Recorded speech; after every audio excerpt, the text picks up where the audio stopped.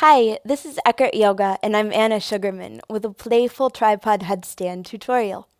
If you've ever seen someone in a class floating from crow pose into headstand and back again, this is where you begin.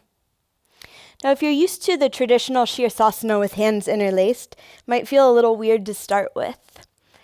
The crown of your head is where we'll begin. One way to find that is to place the heel of the hand right between the eyes.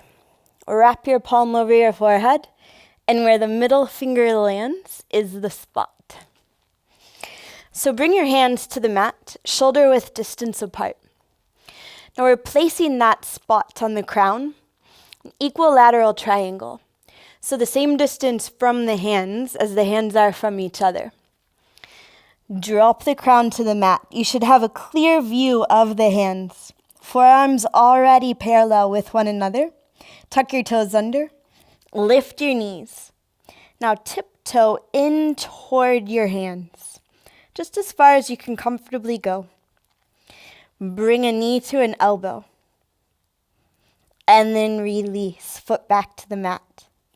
Try the other side, continuously pressing into the palms to alleviate some weight in the head. Drop the foot, and make your way back down onto the knees, into child's pose. Take a few breaths here, just releasing any tension in the neck. And when you're ready, make your way back up. Hands flatten. That point you found on the crown dips into your triangle. Toes tuck, hips lift.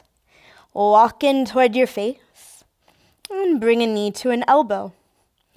Now, if you're ready to move on, bring the other knee to the opposite elbow. And here you are in your balance, pressing into the palms from the heels of the hands all the way through the fingertips. A little lift in the hips, engagement in the belly. And as you're ready, step back down to the earth. Drop the knees. Take a pause in child's pose. Always the counter. A few breaths here. Make your way upright. So move on with me, or stick where you are, just practicing until you really know where you are in space, until you feel good and stable, and there's no pain at all in your neck. Hands to the mat. Crown 2. Toes tuck, hips lift. Walk in toward your face. The knees come to the elbows, creating your tripod. And as you're ready, inhale. And exhale. Lift the knees up off the elbows, coming into a tight little tuck here. And you might stay and then lower down. Or you might be ready to send the legs straight up into the sky. Now keeping the feet active, whether the toes are pointed, flexed, or that in-between yogi floint, keeps the legs super engaged, the core tight, protecting the spine, everything just a little more stable. As you're ready, lower. Through your tuck, into your tripod, and finally down onto the mat. For your child's pose. Hang out here for a few breaths.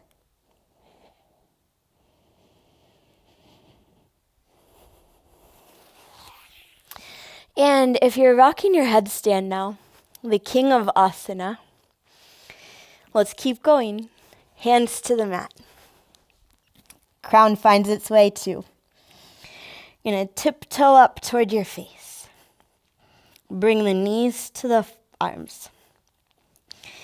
And with your inhale, you lift up to your headstand. Exhale. And we squeeze the legs back down. Now maybe the inhalation inspires the heart to lift, bringing you up into your crow pose. And if you've risen, with the exhale, bend the elbows. Gently tip back onto the crown. Lift your legs back up. And then slowly lower them to the earth. Straight into your child's pose.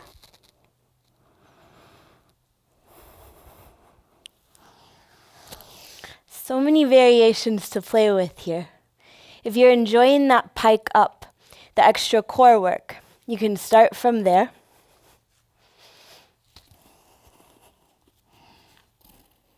Lifting the legs straight up to the sky. And lowering them back down again.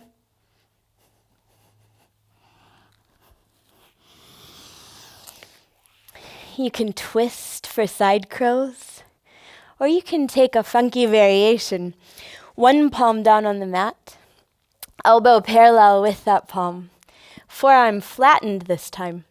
The crown lands right where it would have in the normal tripod. Toes tuck, knees lift, bent knee to bent elbow. Opposite leg reaches up to the sky. Maybe the bent one joins it.